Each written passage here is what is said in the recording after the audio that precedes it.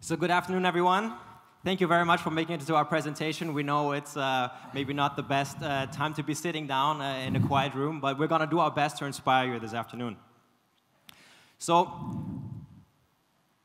basically, looking at the news every day is a very depressing experience, right? We see all the misery that goes on in this world, and we've kind of gotten accustomed to not really being able to do anything about it, right? But we know that this world has more potential, right? We know that we have to make this world a better place, if only for our children.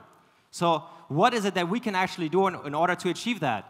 Well, if we're not, let's say, a teacher or a social worker or someone who's out there on the front line really making the difference, what we all can do is, of course, finance these people, right? Making donations to them in order to really leverage their capability of making that change. So we all know that actually donating money is not really a very happy experience for most of us because it's a very, very inefficient market, actually, or a very, very inefficient system. We can name many points which are very inefficient. I don't have time to go into all of them, but let me go into the main ones. Costs, for one thing. If you know that about 50% to 75% of the donation that you make actually don't go to the cause where you want it to go, but that they are actually wasted for administrational expenses, for transactional costs and all of that, then you're not really inspired to be a long-term donor, right? To be someone who makes recurring donations, which would actually be a very important thing for charities to have. Also, transparency. We know that these charitable organizations are not the most transparent. We don't actually know where that money that we donate really goes. Does it actually reach, that person, that place where we want the money to go? We don't know. What makes the whole situation more difficult is that many of the places that need the money actually, have very corrupt regimes, and we're not sure if this money actually goes to financing the wrong side of the fray in the end, right? So there are many of these points, and so we set up the global goals coin on the blockchain because that actually helps us to solve many of these problems. All of you here, you know that transferring cryptocurrency is a very, very efficient way of transferring money, for example, right? It's cost efficient. Smart contracts actually enable things like reducing your administrative expense because you can do many things on the blockchain itself.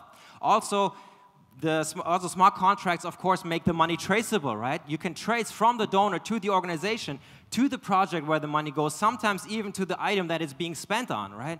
So that gives us a lot more confidence that we know where the money is actually going. Also, smart contracts enable some very neat things. For example, we can engage people, right? They can actually give us their vote where they want the money to go, how they want to donate, and we can do some things which are maybe kind of like unique to our concept as well, which is that we can take one-time donations and we can actually split them in recurring streams of donations, right? So my colleague Pascal will talk about that more in a second. So we set up Global Goals Coin with the aim of being the largest and most effective charitable movement that inspires and enables everyone to contribute to achieving the global goals.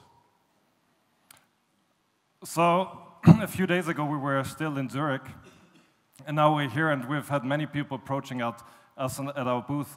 And every time we ask them, do you know about the global goals? Actually, I think about only 10 to 15% knew about the global goals, which to us is actually quite surprising, because in 2015, the UN have launched a big campaign around those goals, summarizing actually all the issues we're facing in the world, and trying to find ways to actually accomplish those goals by 2030, involving celebrities, etc.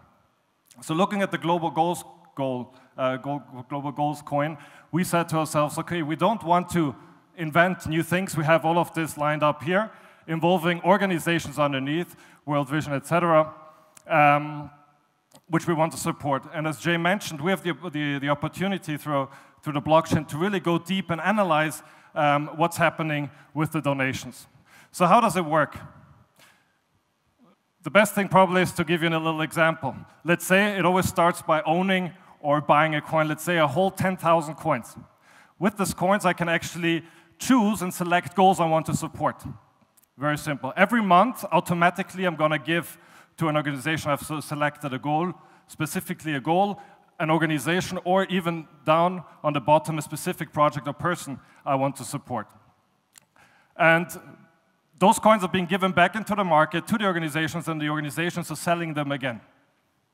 So how do we do this? It's by increasing every month the total volume of coins at 0.5%.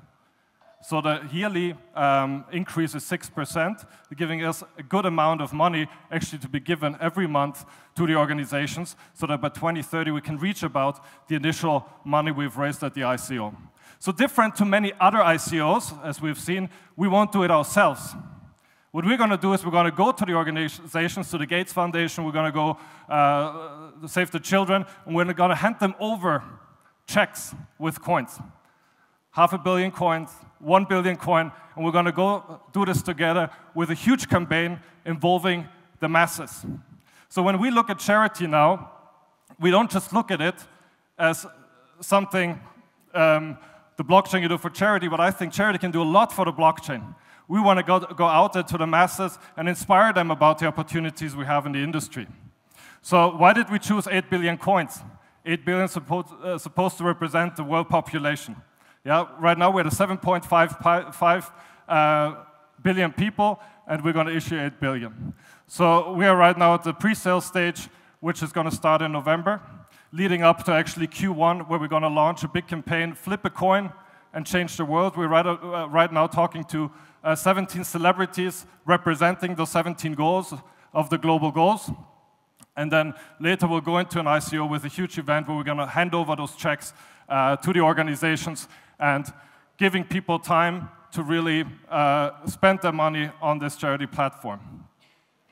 So why do we believe that we can raise a lot of money?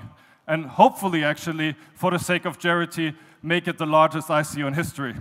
Those are our ambitions, is by involving 3 groups. The first group are the celebrities. We need people, we need ambassadors out on the market who talk about it. Secondly, we're going to launch a campaign of involving people similar to the Ice Bucket Challenge, Flip a Coin and Change the World. Everybody who does it, posts it on social media, gets a free coin. And thirdly, is working with the existing organizations which are out there on the market and know who they're talking to. And combining all of those elements, we're convinced that, as I've mentioned before, that we can bring an incredible benefit to the charity world through the blockchain, but also to the blockchain, for the blockchain from the charity world. Having said all this, we're looking for many people to partner on this, as this is a pure charity. We want everybody to get involved, as we think we can do incredible things until 2030, and ask everybody to join us when we're going to start our campaign by flipping a coin and changing the world.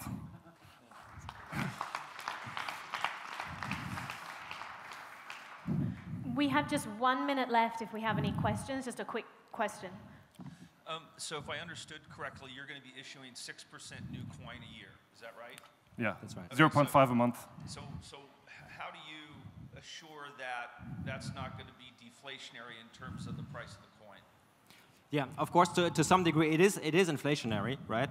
But so what we are really aiming to do is we are aiming to engage the masses, and we are going to have a campaign that will continue and hopefully raise demand as time continues. So it's actually, I think we actually even need those coins in order to satisfy to some degree the market. Of course, this is all we cannot really say that this is going to be their way, but we're going to through the campaign that we're launching, trying to create a lot of demand from the masses. I think also we're pretty early still in the ecosystem of blockchain in the charity market. So what we're looking at is really shaping the core right now. We believe that this has potential to become a real currency within the market, where actually the currency is being passed down all the way to those and can be used as something where you can buy something, share something, sell, etc. So it won't happen on the first day, as always, but we got to get the people together to really inspire and create something.